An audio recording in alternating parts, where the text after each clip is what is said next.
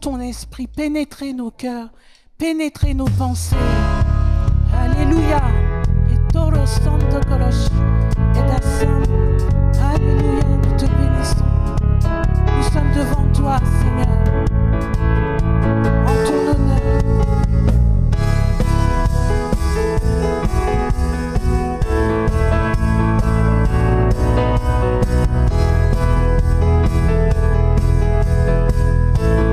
Ensemble comme des guerriers devant Dieu.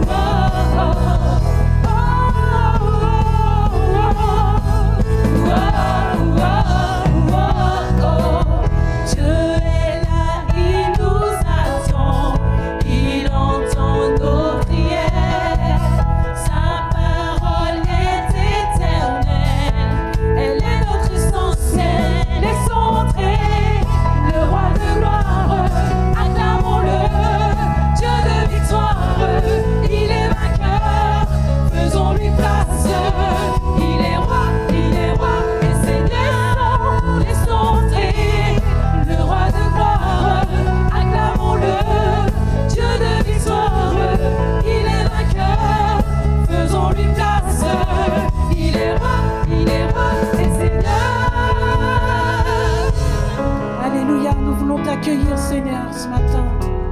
Nous voulons t'accueillir comme tu en es digne, de tous nos cœurs, de toute notre force, de toute notre pensée, Seigneur. Accueillons notre Dieu. Accueillons notre Dieu. Il est le merveilleux, glorieux, majestueux. Accueillons notre Dieu. Accueillons notre Dieu. Il est le merveilleux, glorieux, majestueux. Accueillons notre Dieu. Accueillons notre Dieu. Il est le merveilleux, glorieux, majestueux. Laissons entrer le roi de gloire. Acclamons-le, Dieu de victoire. Il est vainqueur, faisons-lui place. Il est roi et Seigneur. Laissons entrer le roi de gloire. Acclamons-le, Dieu de victoire. Il est vainqueur, faisons-lui place. Il est roi et Seigneur. Laissons entrer le roi de gloire. Acclamons-le, il est le vainqueur. Il est vainqueur, faisons-lui place. Il est roi et Seigneur.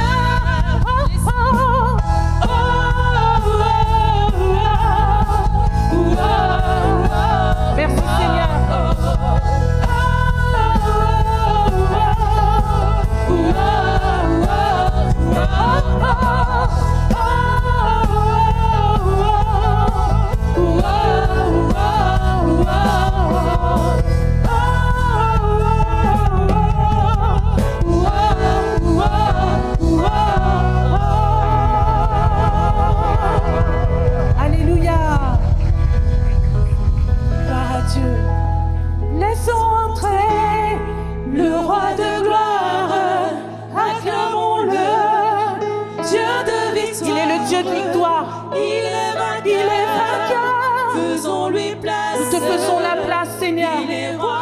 Il est roi. Et Seigneur, laissons entrer Le roi de le gloire. roi de gloire. Acclamons-le.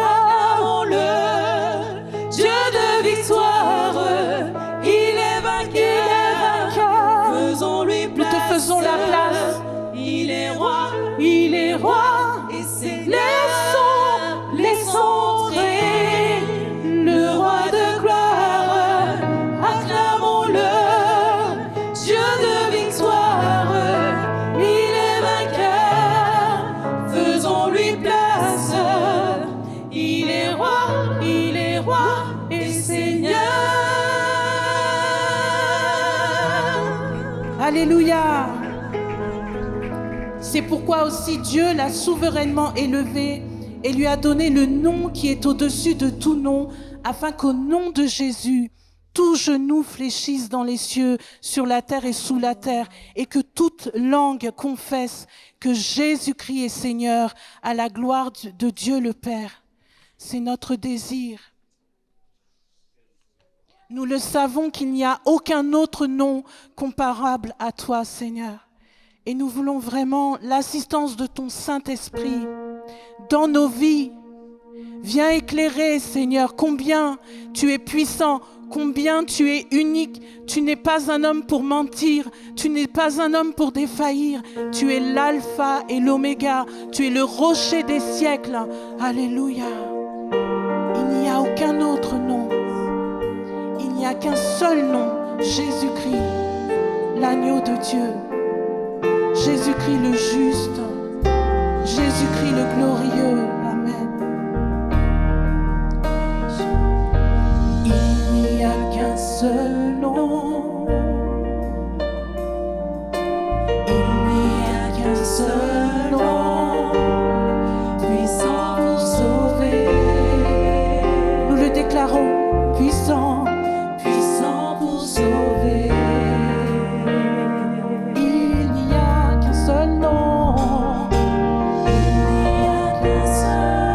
Nous le déclarons dans ce lieu, Amen.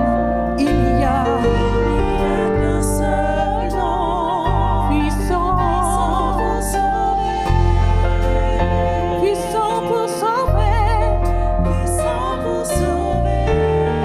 Au-delà de toute circonstance, il n'y a qu'un seul nom. Il n'y a qu'un seul nom. Il n'y a qu'un seul nom.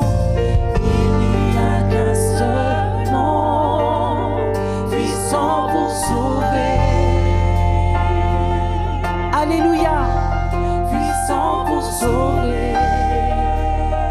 Nous le déclarons, il n'y a qu'un seul nom. Il n'y a qu'un seul nom. Il n'y a qu'un seul nom, puissant pour sauver. Alléluia, puissant pour sauver. De tout notre cœur, il n'y a qu'un seul nom. Amen. Il n'y a qu'un seul nom. Il n'y a qu'un seul nom pour être sauvé. Pour sauver, pour sauver. Il n'y a qu'un seul nom. Il n'y a qu'un seul.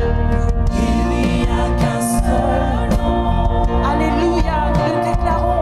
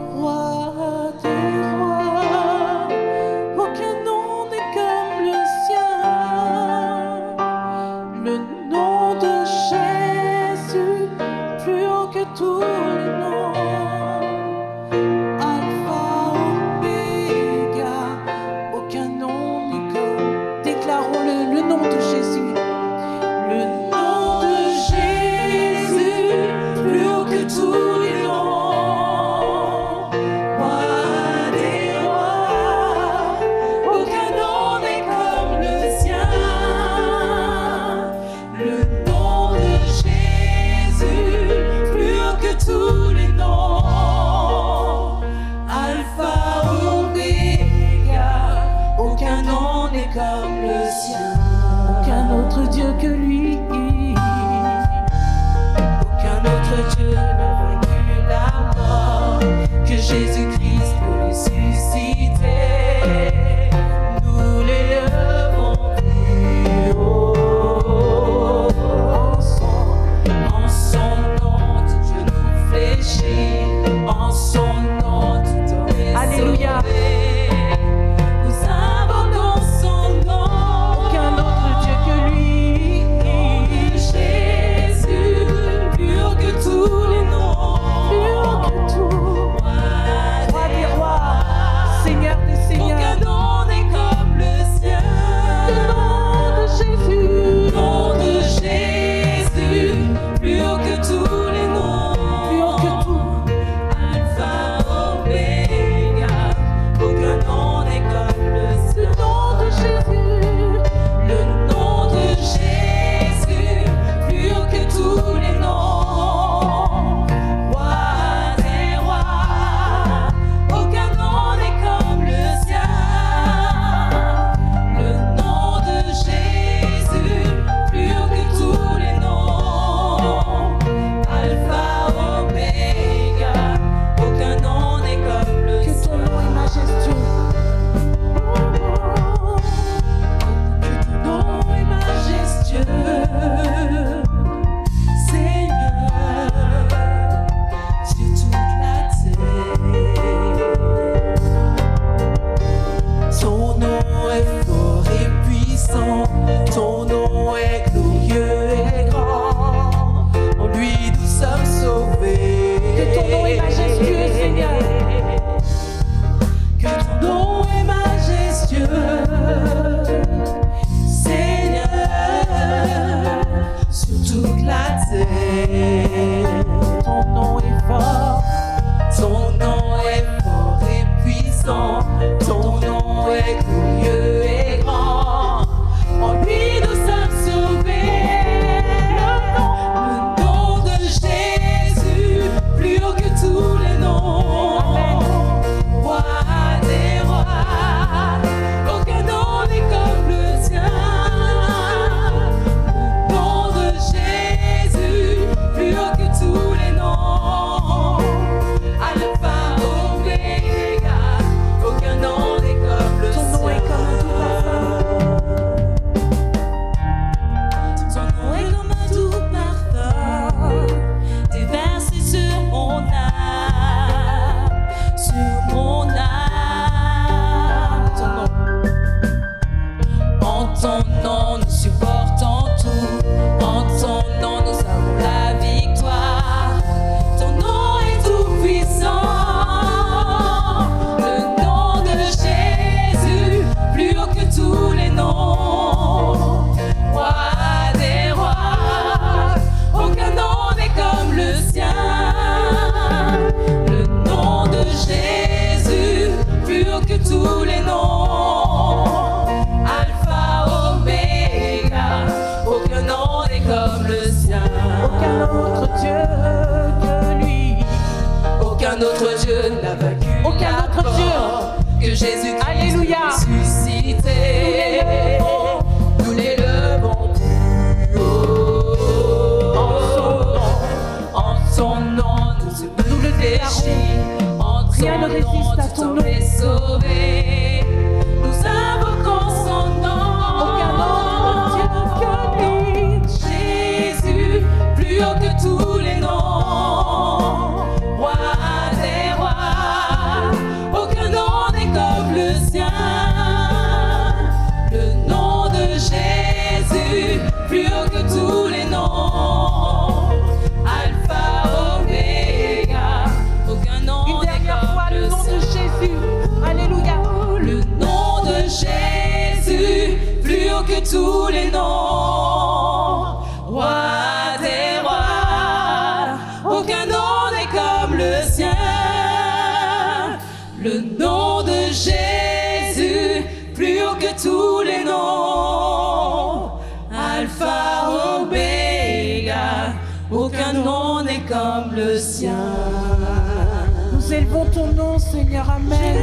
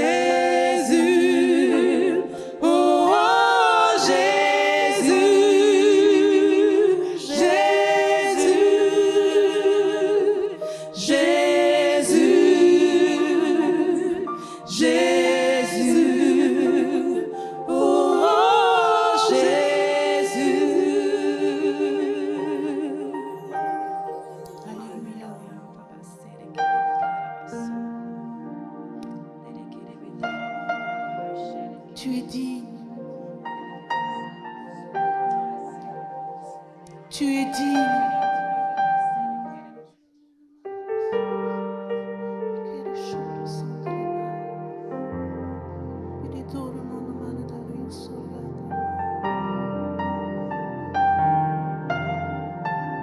Qui nous séparera de l'amour de Christ? Serait-ce la mort, l'adversité, les hommes? Aucune force de ténèbres, aucune puissance ne peut nous séparer de toi. À toi l'agneau. Les ténèbres ont reculé. Amen. Devant l'œuvre de la grâce, devant l'agneau immolé et le sang versé, je le déclare. Amen. Les ténèbres ont reculé devant l'œuvre de la croix, devant l'agneau immolé et le sang versé.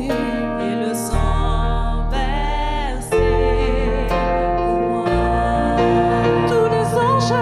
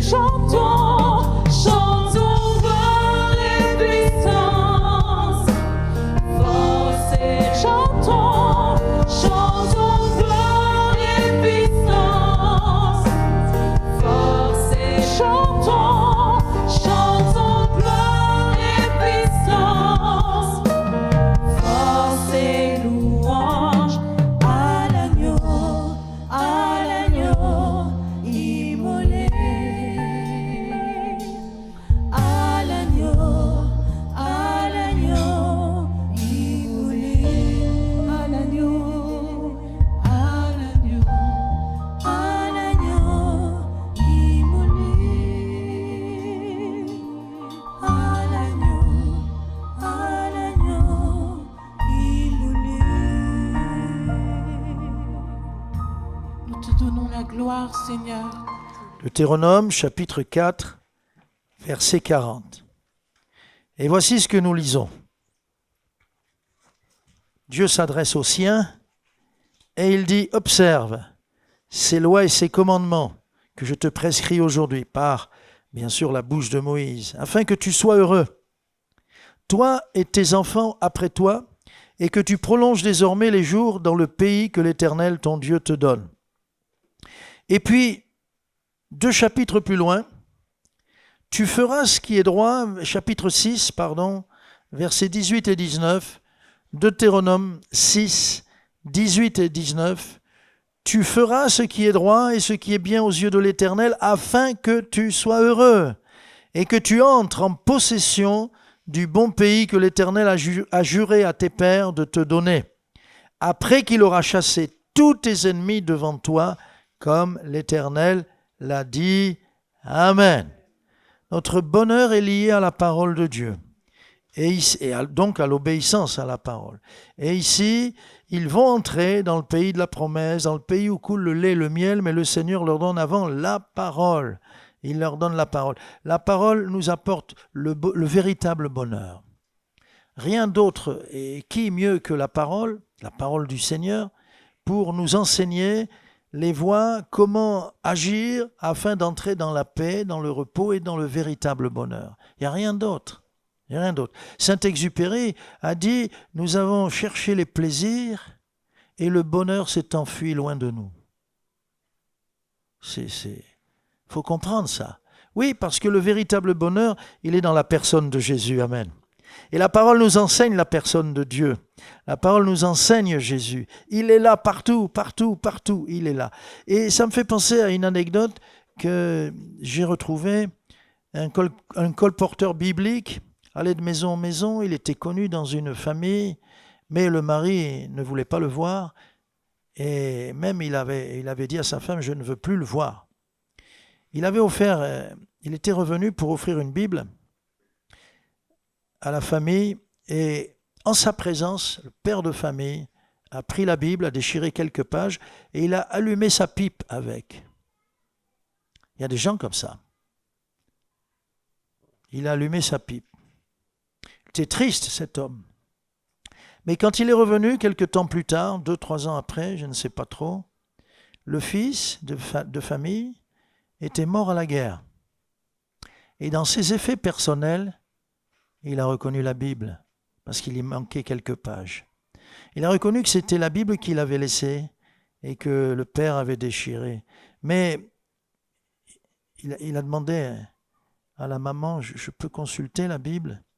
Il a regardé et le gamin avait écrit, ce jeune soldat avait écrit, méprisé, profané, mais finalement accepté pour m'apporter le salut. Elle est puissante, la parole de Dieu, pour nous apporter ce qu'il y a de plus grand, donc elle peut nous apporter ce qui est moindre, ce qui est petit. Et il y a tout dans la parole de Dieu. C'est le plus beau cadeau que tu puisses faire à quelqu'un. Il va le mépriser ou il va le jeter, mais quelqu'un passe et l'emporte, et c'est lui qui sera sauvé. Elle est puissante. On a essayé on l'a brûlée, pas on a essayé, on l'a brûlée, on l'a interdite. Et l'Église catholique, je ne sais plus en quel siècle, elle interdisait à tous ses fidèles de lire même une portion des Écritures. C'était interdit. Vous le savez, non ? Mais c'était interdit. Et oui, pourquoi ? Le diable sait que c'est dangereux. Dangereux. À l'époque, quand il y avait le mur de Berlin et qu'on franchissait le mur de Berlin, c'était dangereux d'avoir... Il y avait 5 produits ou 5 objets interdits. Alors, il y avait les explosifs, ok, mais il y avait en 5e la Bible. Très dangereux d'introduire la Bible parce qu'elle transforme le cœur de n'importe qui, du plus méchant des hommes, du plus abject. Notre bonheur est donc lié à la parole. Et si nous voulons entrer en Canaan, ça ne se fera pas sans la parole de Dieu. Sans la parole de Dieu. Voilà pourquoi je voudrais parler rapidement, parce que le temps tourne, mais je veux faire quelques flashs et montrer les puissantes actions de la parole dans ma vie. Les puissantes actions. D'abord, premièrement, la parole m'éclaire. C'est de la pure lumière. Amen. cette dame avait dit à son pasteur, elle commençait ses premiers pas, mais elle lui avait dit au pasteur, elle avait dit, des fois j'ai peur d'ouvrir la Bible. Ah bon? Mais pourquoi? Elle dit, j'ai l'impression qu'il y a un doigt qui est là et qui est pointé contre mon cœur. Et c'est vrai, c'est de la lumière. C'est de la lumière. Alors le psaume 119 nous dit ceci, ta parole, vous le connaissez par cœur, le verset 105, ta parole est une lampe à mes pieds et une lumière sur mon sentier. La vie, c'est une marche. La vie, c'est un chemin. Et il faut, avec la lumière, connaître deux endroits principaux. Ta parole est une lampe à mes pieds. Je dois savoir où je me trouve, n'est-ce pas? Où j'en suis. Ta parole est une lampe à mes pieds et une lumière sur mon sentier. Et je dois savoir quel chemin je dois prendre. Donc, où j'en suis et où je vais, c'est l'essentiel dans la vie. Qui mieux que la parole de Dieu pour m'éclairer? Alléluia. Elle est mon guide. Et dans la marche et la course de la vie chrétienne, nous sommes, comme dit la Bible, dans ces ténèbres, un monde de ténèbres. Le prince de ce monde de ténèbres, c'est Satan. C'est lui qui a usurpé, qui a volé à Dieu. Dans le jardin d'Éden, il a pris les clés des mains d'Adam et Ève. Et c'est lui qui est devenu l'usurpateur, le grand voleur. C'est lui qui est le prince de ce monde. On sait qu'on n'est pas chez nous. On est juste de passage, on va en direction du ciel. Mais ici, il y a des choses très bizarres et ça s'accélère. Vous avez remarqué que ça s'accélère de plus en plus. Et il y a comme une connivence entre les différents gouvernements des pays et ils jouent maintenant la même tonalité. Waouh! Et on sent que des choses se préparent, des choses terribles et mauvaises. Mais dans ces ténèbres, il y a de la lumière. Quand il y avait d'épaisses ténèbres à Goshen, en Égypte, chez les Juifs, les Hébreux, ils n'étaient pas encore les Juifs à l'époque, chez les Hébreux, il y avait de la lumière, alléluia. Alors la parole de Dieu, j'en ai besoin, je ne marche pas à tâtons, je ne suis pas aveugle parce que j'ai la parole, elle est mon guide. Ésaïe disait, Ésaïe 30, 21, il disait, une voix retentit derrière vous pendant que vous marchez, et cette voix vous dit ceci, voici le chemin, marchez-y. Dieu a toujours tenu son peuple au courant des choses. Il veut qu'on sache, il veut nous avertir, il veut nous éclairer, et c'est pour ça qu'il nous a laissé le témoignage de sa parole. Il nous a fait le plus grand des cadeaux. Alors les fêtes vont bientôt arriver, offre la Bible, offre des Bibles, offre, si c'est un enfant, il y a des Bibles pour enfants plus simples, c'est en langage plus simple, mais au-delà des images, c'est surtout le texte qui compte, combien elle est importante. La parole aussi, c'est de l'eau pour nous laver, pour nous désaltérer, on a soif, et pour nous laver. Et je me suis dit, puisque c'est de l'eau pour me laver, finalement, la parole de Dieu, c'est la salle de bain du Seigneur, n'est-ce pas? Parce qu'en plus, Jacques dit bien que c'est un miroir, la parole. Dans la salle de bain, il y a un miroir. Première chose, quand tu te lèves, tu vas à la salle de bain et tu vois, tu dis, waouh, si je sors comme ça, ils vont avoir peur. Il faut se coiffer. Mesdames, les hommes aussi disent ça, il faut que je me coiffe. Alors moi, ça va, regardez, je me coiffe, ça va vite. Hein. Voilà, bon. Mais, et dans la parole de Dieu, nous avons les deux, nous avons la douche, on a besoin d'être lavé. Et oui, je vous l'avais dit une fois, regardez, j'ai les mains propres. Il faut avoir les mains propres, le cœur propre avec Dieu. Mais j'ai les mains propres, pourquoi? Parce que je les ai lavées. Mais pourquoi je les ai lavées? Parce qu'elles n'étaient pas, vous avez compris, elles n'étaient pas... Et c'est comme ça que la parole de Dieu nous garde constamment en train de nous laver, comme on se douche, comme on va. J'espère que vous allez à la salle de bain tous les jours. Et certains me diront plusieurs fois par jour, mais oui, mais bon, voilà. Alors, donc, elle me lave, elle me purifie, mais aussi elle me désaltère. Et Jésus l'a dit, Jean 17, 17. Et ça, la prière du Fils, c'est Père, sanctifie-les, mets-les à part par ta parole, car ta parole est la vérité. Et la vérité, c'est aussi de la lumière, c'est le miroir que je trouve dans la parole.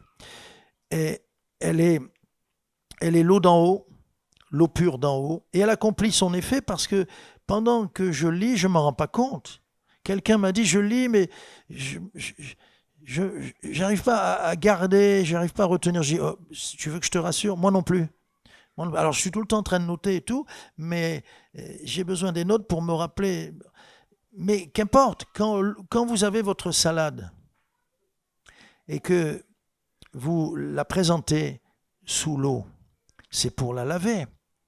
Mais après, vous la mettez dans les soreuses, là. Et là, vous faites en sorte que vous puissiez vous débarrasser de l'eau. Parce qu'il vaut mieux la vinaigrette que l'eau dans la salade.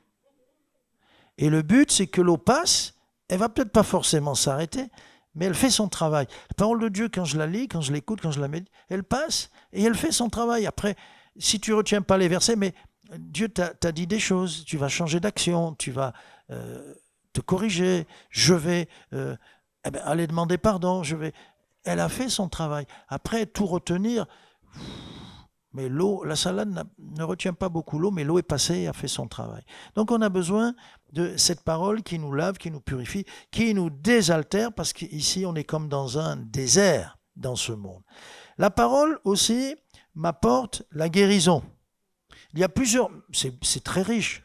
Le Seigneur a fait en sorte qu'il y a plusieurs façons d'être guéri dans sa parole. On est guéri par l'imposition des mains. Si tout à l'heure quelqu'un demande l'onction d'huile qui est là, l'huile est là, on va faire l'onction d'huile conformément à Jacques 5. Ça peut être pendant un cantique où tu es saisi, tu es guéri. Ça peut être pendant la prière collective, ici dans ce lieu, dans le secret, dans ta chambre.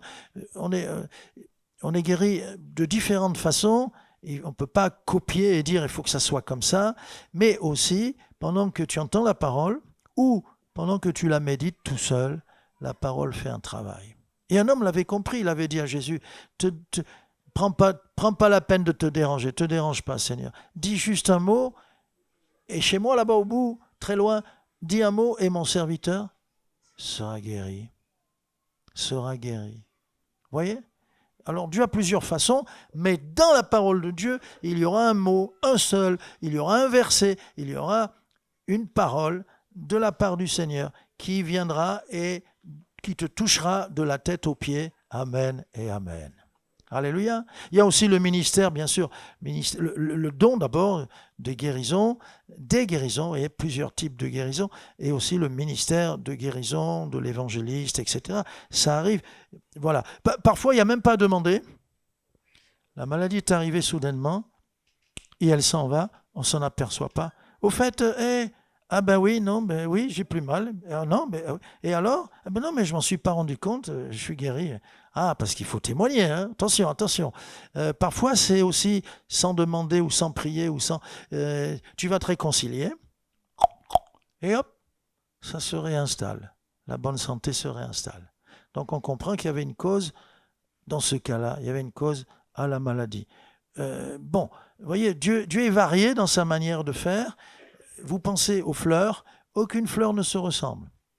La rose et la tulipe, à mon avis, on arrive à les différencier, non? Bon, la tulipe et la marguerite aussi. Vous allez dire, mais il y a d'autres fleurs. Moi, j'en connais pas beaucoup, je suis primaire. Mais bon. Mais même dans une catégorie, les roses, aucune des roses ne se ressemble. Avez-vous vu des roses bleues et des roses noires? Ça existe. Bon, c'est des hybrides, mais ça existe. Il y a toutes sortes de roses. Et nous-mêmes, on est uniques. Si je dis ça à ma femme, je suis unique, je vais lui dire tout à l'heure, elle va me dire, heureusement que tu es unique. Heureusement. Bon, alors, vous voyez, la manière de fonctionner du Seigneur, c'est de nous guérir de différentes façons, mais là, en ce qui nous concerne, concernant le message, sa parole. Dieu, dans Hébreux, début des Hébreux, le livre, Dieu autrefois a parlé par les prophètes et maintenant il nous parle par le Fils. Les prophètes, ils venaient apporter des réponses, ils venaient apporter la guérison, ils venaient apporter toutes sortes de guérisons, les prophètes. Et ils faisaient, on le voit dans la Bible, beaucoup de miracles. Et le Fils, qu'est-ce qu'il est venu? Prêcher le salut et la guérison. Et il y a peut-être dans ton île ou dans ton pays, ton église ou l'église de tes parents s'appelle Salut et guérison, pas vrai? Salut et guérison. Pourquoi? Parce que c'est ce que Jésus est venu nous apporter. Or, lui, qui est la parole, faite chair, il nous montre que dans sa parole, il y a salut et guérison. Alléluia. J'ai demandé un jour à Yonggi Cho, parce qu'il y avait beaucoup de guérison dans son ministère. Et je lui ai dit, moi, innocemment, je dis, pasteur, c'est super, vous avez reçu un grand ministère de guérison. Il me dit, pas du tout. Pas du tout. Ah bon? J'ai pourtant... Il me dit, non. Moi, après les cultes, les gens viennent pour que je prie pour eux. Bon, alors je prie, mais il ne se passe jamais rien. J'ai rien reçu. Par contre, je leur dis, écoute, attends, il appelait sa belle-mère, et pourtant, c'est une femme. Eh bien, là-bas, pourtant, le patriarche, c'est l'homme, mais là-bas, il fait prier, il laisse même au bon soin de la belle-mère, guéri. J'ai pas reçu le ministère de guérison. Mais je dis, mais pasteur, pourtant, moi j'ai vu. Ah, il dit, ah non, je reçois une parole, vous voyez le mot? Une parole de connaissance. Ou une parole de foi. Et je dis à quelqu'un, et moi je l'ai vu là, j'étais assis sur l'estrade derrière lui, mais il a dit, il y a quelqu'un, et il montrait le balcon, il y a quelqu'un qui doit être opéré du genou, le Seigneur le guérit. Et le frère est venu nous le dire, on ne le savait pas, on lui dit, mais pourquoi tu ne l'as pas dit? On aurait prié pour toi, mais c'est bien, c'est bien. Je suis guéri. Et une opération était envisagée. Mais Yonggi-cho n'a pas imposé les mains, il n'y aurait rien eu. Il n'avait pas reçu le don des guérisons, mais par des paroles, et de nombreuses paroles de connaissance, révélation, il déclarait quelle était la maladie dans les moindres détails, et paf, et paf, et paf. C'est pas beau ça, c'est merveilleux, par la parole. Les dons, quand on parle des dons de l'esprit, on oublie qu'il y a la parole de connaissance, la parole de sagesse, il y a des dons vocaux qui sont exprimés pour notre guérison. Et là, bon, ça englobe la guérison intérieure, la guérison physique. Et quand on lit dans 1 Corinthiens, à l'un est donné par l'esprit une parole, à un autre est donné par l'esprit une parole. Il y a une puissance dans la parole. Même dans notre parole, on peut faire beaucoup de bien. Hélas, c'est beaucoup de mal, mais par la parole. Mais la Bible, c'est vraiment la parole de Dieu. C'est écrit avec de l'encre, en noir sur blanc, sur du papier, mais il y a là une puissance. À nous de la libérer, cette puissance, en lisant, en recevant, en appliquant notre foi, en étant comme un petit garçon qui est là et Papa, parle-moi, papa, parle-moi. Et là, nous permettons à la parole de prendre toute son autorité, toute sa puissance, toute sa force dans notre vie. Dans notre vie. Une dame avait trouvé le verset qui correspondait à sa situation et dit, Seigneur, c'est écrit, Seigneur, je m'attends à dire, c'est écrit, c'est là. Et elle a fait ça un jour, elle a fait ça plusieurs jours, elle a fait ça je ne sais pas combien de mois, elle a fait ça, et comme elle n'avait pas coupé ses ongles, à force de faire ça, elle a fait même un trou dans la page, dans la feuille, elle a fait un trou, mais elle a été guérie. Amen. Alors fais des trous là où il y a des versets, jusqu'à ce que tu dis, Seigneur, je suis têtu, tu me demandes d'être têtu, je te crois, c'est marqué, je ne veux pas regarder au vent qui souffle, je ne veux pas regarder aux circonstances, aux événements, à mon corps qui me dit, mais non, tu vois bien, tu ne seras pas guéri. Seigneur, je sais que tu m'aimes, c'est écrit, et tu recevras, parce que la parole est puissante. Quatrièmement, la parole console. Ah oui, quand il y a le deuil, quand il y a un service d'inhumation, qu'est-ce qu'on peut apporter à la personne en deuil, la veuve, le veuf, les enfants orphelins, qu'est-ce qu'on peut dire? Par contre, la parole contient tout pour consoler. Et on peut aller donc dans le secret de notre chambre, et là on pleure, mais on ouvre la Bible, et Dieu console, Dieu relève, Dieu parle pour consoler mon âme. Romains 15,4, voici ce verset qui est important. Tout ce qui a été écrit d'avance l'a été pour notre instruction. Donc la parole, elle est écrite depuis longtemps, afin que par la patience et par la consolation que donnent les Écritures, nous possédions l'espérance. Amen. Pourquoi je possède l'espérance? Parce qu'il l'a promis, il l'a dit, parce que c'est écrit, parce que Dieu a signé ce pacte, si on peut appeler, ou cette alliance. Il a signé déjà, parce que et Dieu n'est pas menteur. Et la parole de Dieu est oui, amen. Et donc j'ai une assurance extraordinaire. formidable espérance que ce qu'il a dit, il va l'accomplir.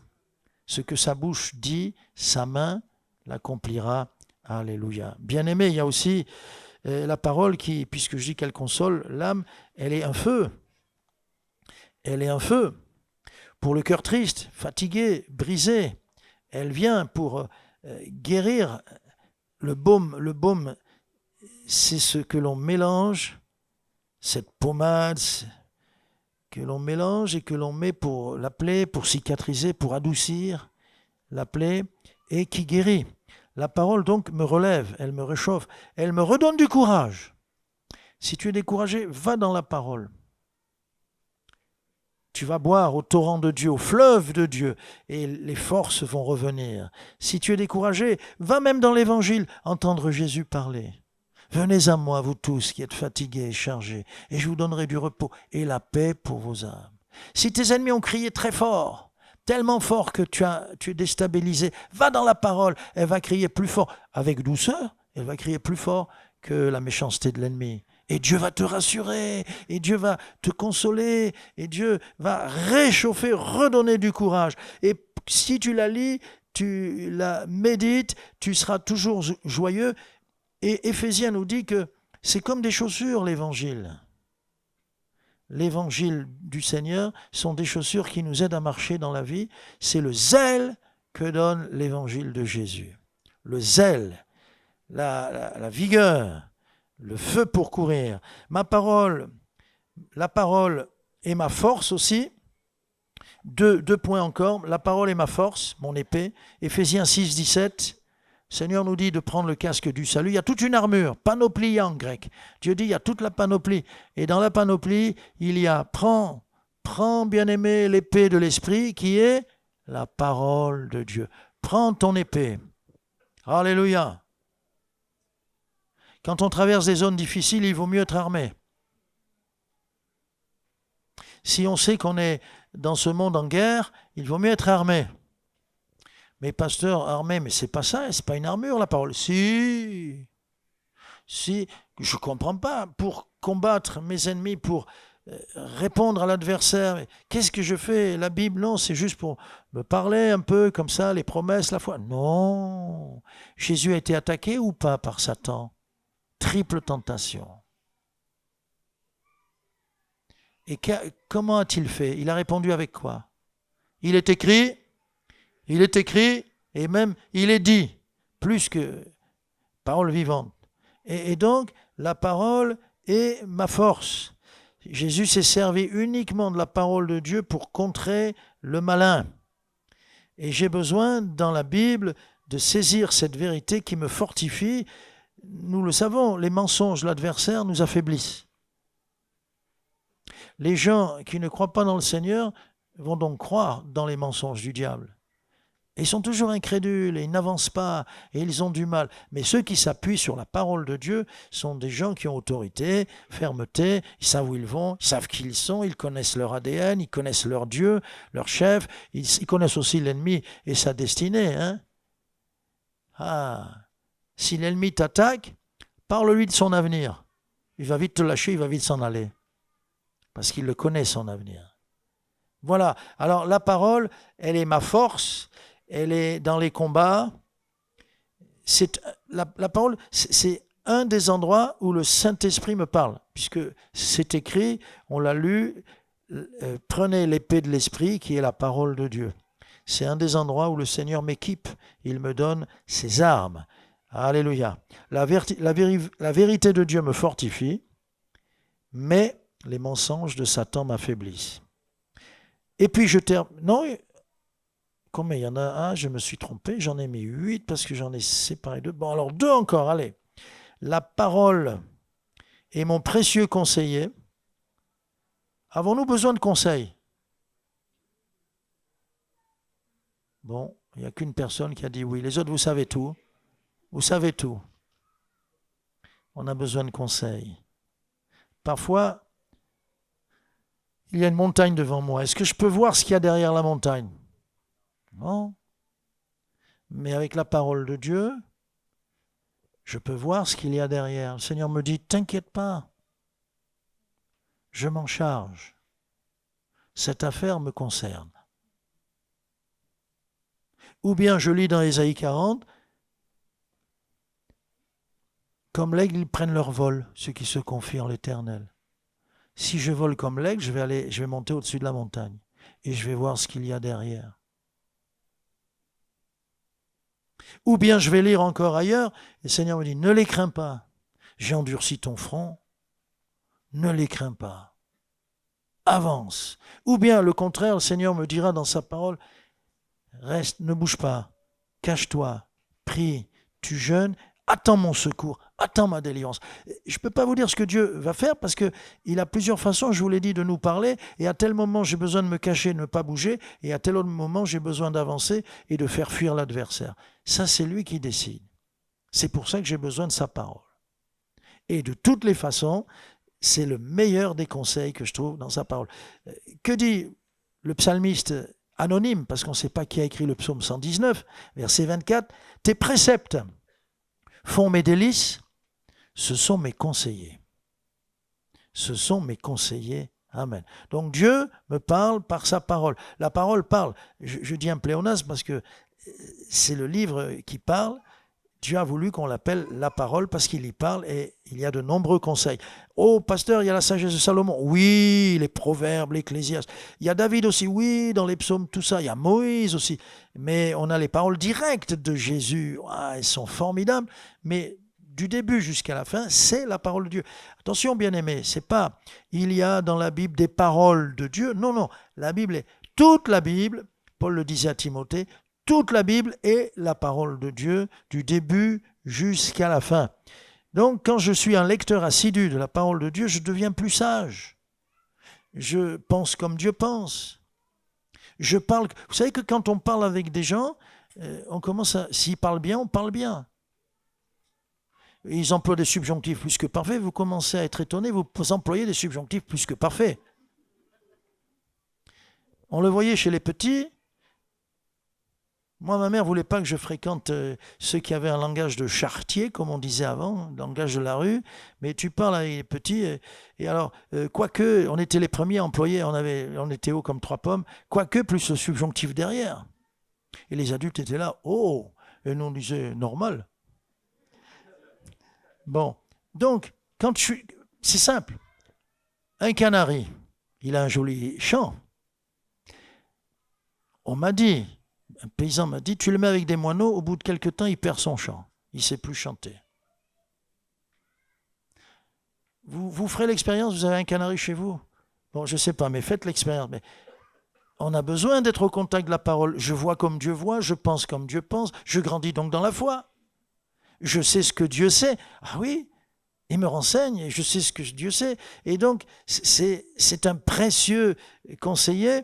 Psaume 119, verset 24. Tes préceptes font mes délices, ce sont mes conseillers. Et Psaume 119, 98.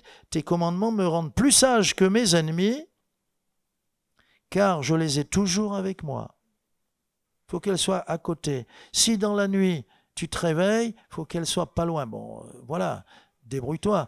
Mais apporter. Et puis, un petit crayon et tu notes. Combien de fois, waouh, super. Et le matin, oh, j'ai tout oublié. Alors maintenant, je note. Je note de partout, des petits bouts et un cahier, un notebook, comme on dit aujourd'hui. Voilà, c'est important. C'est important. Je vois ce que Dieu voit, je reçois des stratégies, je reçois son intelligence, je sais comment agir ou ne pas agir s'il ne faut pas agir. C'est important d'avoir les conseils de Dieu. Ces commandements nous rendent plus sages que nos ennemis et ils nous donnent le discernement, la stratégie, l'intelligence d'action parce que Dieu nous parle. Et je termine la parole, sa parole, c'est notre plus grand trésor. Psaume 119, il est appelé le psaume de la parole. Tous les versets parlent de la parole de Dieu, qui a plusieurs noms. Elle a 8 noms différents. Psaume 119, verset 162, « Je me réjouis de ta parole, comme celui qui trouve un grand butin. » Comme celui qui trouve un grand butin. Le plus grand cadeau qu'on m'ait jamais fait, quand je me suis converti, on m'a offert la parole de Dieu. Wow. Et après, un peu plus tard, on m'a offert un dictionnaire biblique. J'avais jamais mis les pieds en Israël, les noms d'Israël, l'agriculture, l'histoire, la géographie, tout ça, en rapport aussi à l'Israël biblique, de la Bible et tout ça. Quelle richesse, la Bible et ce dictionnaire biblique. Et je me réjouis, quelle joie, parce que j'ai trouvé un grand butin. Et dit différemment, toujours dans le psaume 119, le verset 72, c'est dit d'une autre façon, « Mieux vaut pour moi la loi de ta bouche que 1000 objets d'or et d'argent. » Amen. Pourtant, ce sont des objets d'or et d'argent. Ça a une très grande valeur, oui, sur terre. Ça a une très grande valeur. Mais je préfère ta parole, Seigneur, dit le psalmiste.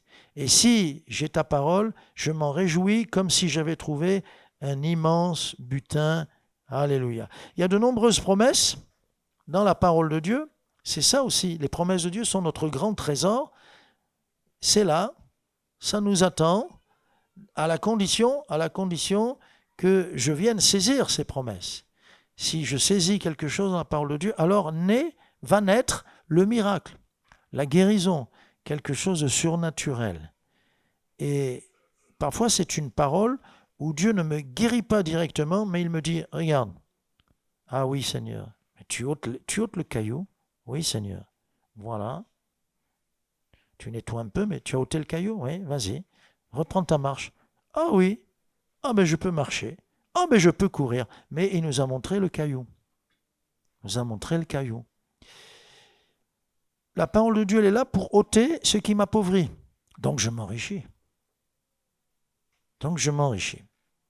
Et Dieu aussi ôte, mais Dieu aussi, par sa parole, parle pour ajouter. Et je m'enrichis. Soit qu'il enlève, soit qu'il ajoute, je m'enrichis. Alors en conclusion, en Canaan, nous allons entrer, mais avec la parole de Dieu. Vous êtes d'accord? Parce qu'on ne peut pas entrer en Canaan, vouloir bâtir, nous sommes tous appelés à bâtir. D'abord, personnellement les uns les autres, notre propre vie, mais ensemble nous bâtissons l'Église. On ne peut pas bâtir sans la parole. Et entreront en Canaan que ceux qui aiment la parole ou qui veulent y entrer avec la parole. Mais je parle à des convaincus, mais je le dis. Je prends juste les points principaux. Il y en avait 7. Donc je me suis pas trompé. Je me suis trompé en disant que je m'étais trompé. Mais elle est la lumière qui m'éclaire, mon guide.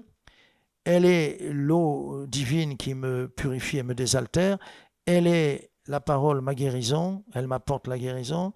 Elle est cette parole écrite par l'Esprit de Dieu, donc l'Esprit qui console. Elle est consolateur de mon âme. Elle est ma force. Elle est mon précieux conseiller.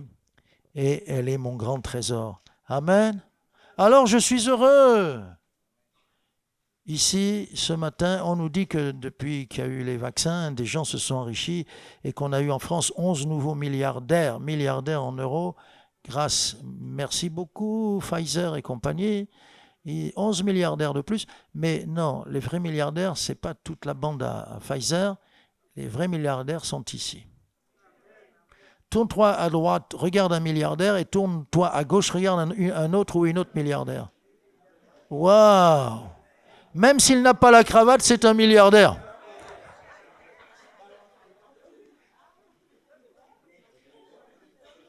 Alors nous allons pleurer? Vous allez pleurer?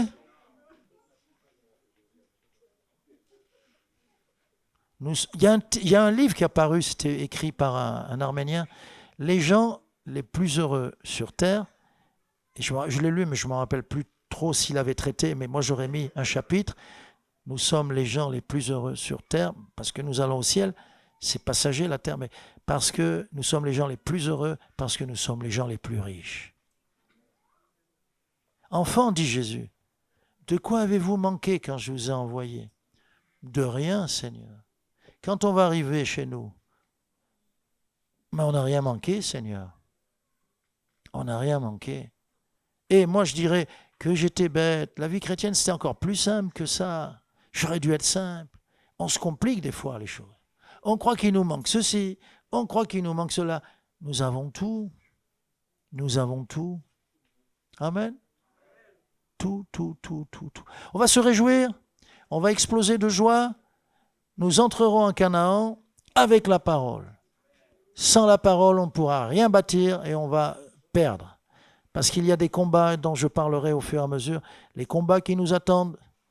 On parlera de toutes ces choses, mais pour l'instant, la parole de Dieu, j'en ai besoin, je veux la serrer dans mon cœur, dit le psalmiste, afin de ne pas pécher, afin de ne pas m'éloigner du Seigneur. Ta parole est éternelle. Eh bien, cette parole, elle est entrée dans notre cœur. Tu nous l'as offerte, elle est entrée dans notre cœur. Voulons cesser de nous plaindre, de vouloir des choses ou d'autres choses, nous avons tout dans ta parole. Merci Seigneur pour ces moments qui sont là maintenant où nous allons nous réjouir en toi. Amen. J'ai besoin de toi, toujours plus chaque jour, besoin de toi, de ton si grand amour, j'ai besoin de toi, oui plus que jamais, besoin de toi.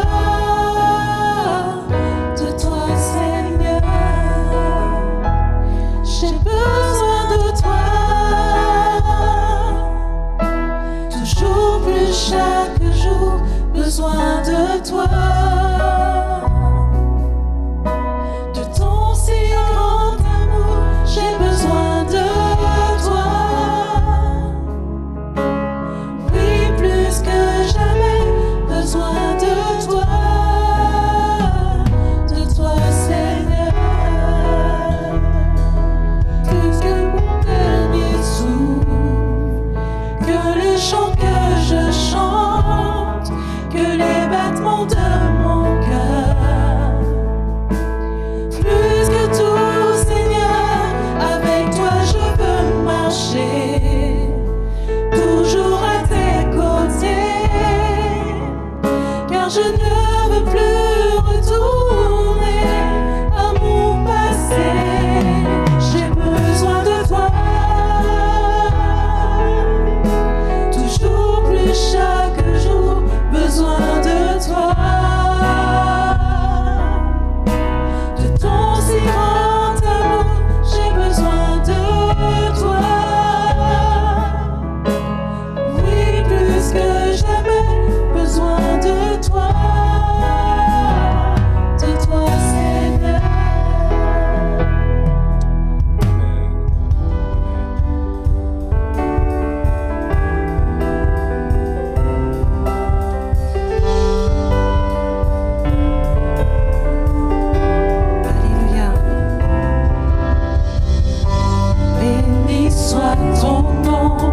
Le lieu de bénédiction où s'écoule ta provision, béni soit ton nom, béni soit ton nom. Quand je suis dans le lieu désert, que je marche solitaire, béni soit ton nom. Pour tes bienfaits, pour tous tes bienfaits envers moi, je te louerai, et dans les temps difficiles, je redirai, béni soit le nom du Seigneur, béni soit ton nom, béni soit le nom du Seigneur, béni soit ton glorieux nom. Béni soit ton nom, quand sur moi brille le soleil, quand la vie semble me sourire, béni soit ton nom. Béni soit ton nom, sur la route semée de souffrance, si l'on peut t'offrir ma louange, béni soit ton nom.